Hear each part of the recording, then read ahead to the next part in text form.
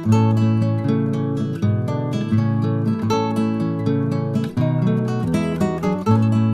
makanya orang yang lapang hatinya biasanya cenderung awet muda. Betul? Cenderung awet muda. Ya. Saya alhamdulillah hari ini ada ibu saya, ada mertua saya, ya. Ibu saya tuh sekarang umurnya 71 tahun, ya. Ya masih muda lah ya, alhamdulillah ya. Lari-lari masih bisa gitu ya. Naik-naik gunung juga masih bisa. Ini beneran ini ya. Jadi mulai sekarang siapapun yang dapat sesuatu kita turut senang. Itu doa bagi kita agar mendapatkan hal yang sama. Setuju ini? Kalau setuju saya lanjut nih. Setuju? Pagi? Pagi? Amal? Oke, good. Mantap semuanya ya. Kalau gini saya sanggup sampai sore nih. Boleh kita sampai sore? Sayang pegel ya. Ada juga amal-amal yang terkait rezeki gitu ya. Seperti umroh gitu ya. Silahkan teman-teman ya niatkan untuk berumroh. Ya, jadi teman-teman di sini dan pemirsa TV One, kita akan masuk pada ilmu namanya penyelarasan impian, penyelarasan visi. Kalau bahasa canggihnya vision alignment. Kalau bahasa saya sepasang bidadari. Sepasang apa? Bidadari pertama siapa? Bidadari pertama adalah ibu kita. Ya. Dalam konteks luas orang tua dan mertua. Bidadari yang berikutnya siapa? Istri kita. Ya, jadi orang tua dan istri. Ini pastikan selaras semuanya. Pastikan apa? Pastikan apa? Kalau selaras percepatan, gak selaras perlambatan. Ini hukum alamnya. Jadi kalau kita selaras, misal nih, kita pengen bekerja di perusahaan A, perusahaan B. Orang tua mendukung, pasti lancar itu. Kita pengen merantau ke kota A, kota B. Ya, istri mendukung, orang tua mendukung. Lancar insya Allah. Betapa banyak orang ya pengen nikah, orang tua tidak meridoi, akhirnya susah pernikahannya. Ada yang seperti itu? Banyak. Ya, jadi pastikan orang tua, mertua dan pasangan ini selaras impiannya dengan kita. Pengen haji sama-sama niatnya. Oke, pengen mobil, pengen rumah sama-sama juga niatnya. Betul? Kita pengen kaya, kita pengen mapan. Istri nggak mau kaya, susah itu kayaknya. Istrinya bilang, wah udahlah nggak usah lah, ini kayaknya bakalan repot ntar ini ya. Nah, itu yang tertawa itu kayaknya testimoni ya, pengalaman pribadi gitu ya. Nah, jadi pastikan selaras. Apa saja, misalnya teman-teman juga punya target di kantor. Di kantor ditaruh target. Tahun ini kita mesti mencapai 200 miliar misalnya, kerja di BUMN. Oke?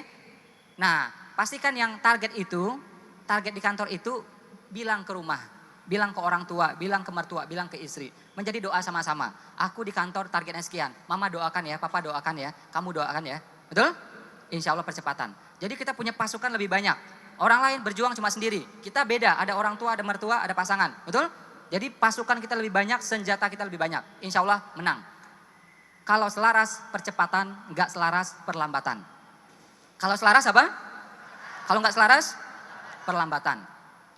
Negeri ini salah satu sebabnya kenapa sulit majunya, karena kita semuanya enggak selaras. Ya, konflik terus seperti itu. Oke, akhirnya tarik-tarikan terus. Kayak tari poco-poco, betul? Maju 2 langkah, mundur 2 langkah. Gitu terus. Tapi kalau kita selaras insya Allah percepatan. Indonesia ini punya apapun ya untuk menjadi negara adidaya, kita punya semuanya. Beneran, makanya Pak Sandiaga bilang Indonesia setara dengan yang lainnya. Insya Allah kedepannya berdaya, menjadi adidaya beneran. Kita punya semuanya. Anda jalan, mohon maaf ya, Anda jalan ke Jepang. Buah-buahan yang asli Jepang gak sampai 5, tau gak? Gak sampai 5. Lihat pisang aja mereka kaget. Ya, lihat rambutan kaget lagi. Kok ada buah tuh ada rambut-rambutnya gitu. Ya, gak ada mereka semuanya. Mangga harganya hampir 1 juta. Memang gak ada di sana. Kita punya semuanya. Anda jalan ya dari ujung Jepang sampai bawahnya gitu ya, itu makanan sama semuanya. Anda pergi ke Timur Tengah sama juga. Ya, Timur Tengah ada belasan negara, makanannya sama, budayanya sama, semua sama. Indonesia beda? Beda-beda semuanya. Jadi kita punya semuanya. Untuk menjadi maju tuh kita punya semuanya. Ya, nah masalahnya kita mau selaras atau tidak. Kalau selaras percepatan, gak selaras perlambatan. Ya, bahkan saya ketemu dengan salah satu orang terkaya di dunia namanya Richard Branson yang punya Virgin Company, Virgin Airlines, maskapai yang ada di 5 benua. Dia masuk dalam 500 orang terkaya di dunia menurut Forbes. Kalau kita masuk urutan nggak? Belum, masih po ya, belum ambil nomor urut soalnya ya. Nah, dia masuk urutan ya. Kalau kita Jakarta masuk, kalau dia kan dunia, kalau kita Jakarta masuk nggak? Kecamatan masuk? Kelurahan? Kompleks rumah? Kompleks rumah masih mungkin masuk gitu. Blok rumah, oh masuk beneran gitu ya. Aku orang terkaya di blok rumah ini. Karena di blok itu cuma ada 2 rumah ya. Nah, satu rumah kita sebelah rumah kosong ya. Nah, ketawa lagi ya. Itu orang Indonesia, walaupun belum kaya, gampang bahagianya, betul? Ya. Oke, nah beliau mengatakan, waktu itu saya tanya, apa rahasia sukses Bapak, apa rahasia kaya Bapak ya? Dan apa kaitannya dengan keluarga? Dijawab sama dia, ini jawabannya dia. Pastikan Anda menyisihkan waktu bersama keluarga. Kalau Anda bersama keluarga itu alive, nanti bisnis Anda akan lebih alive. Saya terjemahkan ya, jadi kalau Anda bersama keluarga itu hidup, ya suasananya, nanti bisnis Anda akan lebih hidup. Itu Richard Branson yang ngomong, bukan ustadz, bukan pendeta, tapi kalimatnya bijaksana. Ya, jadi pastikan impian kita selaras, satu. Yang pertama apa tadi? Apa yang pertama? Selaras. Pertama apa? Yang kedua berbakti. Anak-anak yang berbakti hidupnya bertabur rezeki. Anak-anak yang durhaka hidupnya penuh petaka. Betul? Kisah Malin Kundang mungkin fiktif, nggak benar. Tapi pesannya benar. Anak-anak yang durhaka hidupnya membatu. Ya, hidupnya. Anda boleh cek ya, dirinya, keluarganya, keluarga besarnya, coba cek. Siapa yang paling berbakti sama orang tuanya? Siapa yang jarang bantah-bantahan sama orang tuanya? Coba lihat hidupnya seperti apa. Lihat lagi yang mereka selalu ribut sama orang tuanya, selalu bantah-bantah sama orang tuanya, yang pernah ngecewakan orang tuanya, coba lihat hidupnya seperti apa. Pola ini sama semuanya, apapun agamanya bahkan. Ya, dia muliakan orang tuanya, Allah muliakan dirinya. Betul? Makanya ada seorang pengusaha mengatakan, perlakukan orang tuamu kayak raja, nanti rezekimu kayak raja. Luar biasa itu menurut saya, kalimat. Ya, jadi mulai sekarang baktinya ditingkatkan. Saya percaya di sini insya Allah udah soleh-soleh semua. Sudah berbakti. Tolong tingkatkan. Ini kan soleh-soleh semua nih, banyak tamatan pesantren saya lihat. Pesantren kilat gitu ya. Petir ya, halilintar gitu ya. Nah, udah berbakti lah insya Allah ya. Udah datang ke Istiqlal pagi-pagi gitu ya. Orang tidur-tiduran di rumah, gowes. Kita datang ke sini belajar ya, insya Allah sudah baik-baik semuanya. Ya, sudah berbakti semuanya. Sekarang tingkatkan. Kalau kita pakai baju bagus, pastikan orang tua juga baju yang bagus. Kita jalan ke Lombok, ke Bali, pastikan orang tua juga ikut jalan ke Lombok, ke Bali. Ya, kita masuk restoran terkenal, pastikan orang tua juga masuk ke sana makan yang sama. Jangan sampai kita makannya enak, jalan-jalan, orang tua masih di kampung pakai baju lusuh, ya, kendaraan nggak punya dan macam-macam semuanya.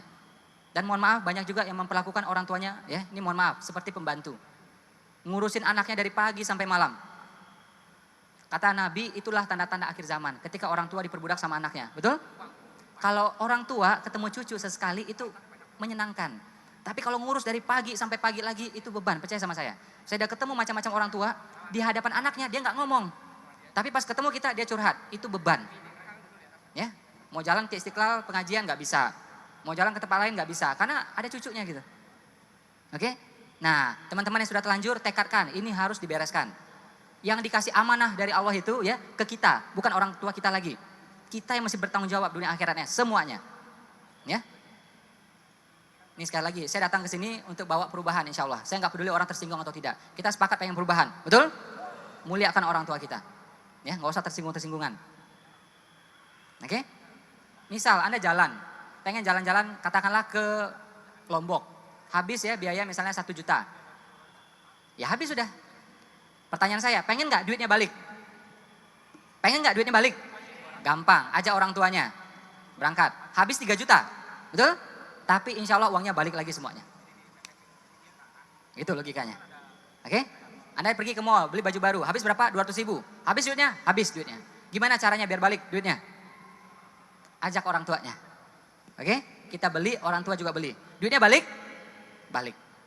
Ini pakai otak kiri, nggak ketelan ini. Otak kiri itu pengennya rasional, masuk akal, makanya hidupnya makin susah jadinya. Ya, saking rasionalnya dia. Oke? Nah, berbakti mengundang rezeki, durhaka mengundang petaka. Ya, jadi yang sudah berbakti tingkatkan. Dengan apa? Dengan uang iya, dengan waktu iya, dengan perhatian iya, dengan doa iya, dengan semuanya. Kalau orang tua sudah meninggal, gimana caranya? Kayak ayah saya sudah meninggal, gimana cara saya berbakti? Doa, betul? Apalagi silaturahim dengan kerabatnya, betul? Apalagi banyak-banyak berbuat baik. Kita sekarang di sini belajar nuntut ilmu ya, menjadi mungkin di masjid ini, mungkin juga di rumah sebagai pemirsa TV One gitu ya. Kita belajar di sini, kira-kira dapat pahala nggak? Kira-kira lah, kalau pasti kan kita nggak tahu. Kira-kira dapat? Orang tua yang sudah meninggal dapat nggak? Dapat, itu namanya amal jariah. Anda bisa belajar di sini, teman-teman bisa belajar di sini karena perjuangan orang tuanya, betul? Kita sedekah, kita dapat pahala, orang tua dapat pahala? Insya Allah dapat juga. Kita bisa bersedekah itu karena orang tua yang ngajarin. Orang tua yang doain. Oke? Teman-teman yang kerja di kantor, jujur di kantor. Insya Allah kita dapat pahala, orang tua juga dapat pahala. Ya, jadi yang orang tua yang sudah meninggal gitu cara baktinya. Berbakti mengundang rezeki, durhaka mengundang petaka. Kita lihat materi saya yang terakhir. Sedekah itu menyehatkan. Sedekah itu mengayakan. Sedekah itu mengubah. Istilahnya saya sacrifice spirit ya, semangat berkorban. Boleh angkat tangan kanannya? Tepuk bahu temannya sebelah kanan. Bilang, Mbak, semua. Mbak, Mas, sedekah itu menyehatkan, mengayakan, mengubah. Oke, angkat tangan kirinya. Tepuk bahu temannya sebelah kiri. Mas, Mbak, aku sudah tahu. Barusan dengar. Jangan tepuk-tepuk lagi. Oke. Kayak Pak Sandiaga Uno ya, itu sambil berlari, sambil berbagi. Sekian kilometer sedekah, sekian kilometer sedekah. Luar biasa konsepnya. Ya, akhirnya menjadi inspirasi bagi orang luar juga. Ya. Sedekah itu, walaupun gini ya, yang mengayakan cuma Allah. Ini cuma wasilah saja. Ya, ini cuma wasilah saja. Terbukti orang yang rajin berbagi, apapun agamanya itu makin sukses, makin kaya. Bill Gates ya, itu donasi sampai 50% tetap terkaya. Tetap terkaya sampai sekarang. Karena apa? Kalau kita berbagi itu menyehatkan. Endorfin dalam tubuh meningkat, serotonin meningkat, dopamin meningkat. Makanya menyehatkan. Makanya juga Nabi pernah bilang, obati penyakitmu dengan sedekah. Sedekah itu insya Allah menyehatkan. Ya.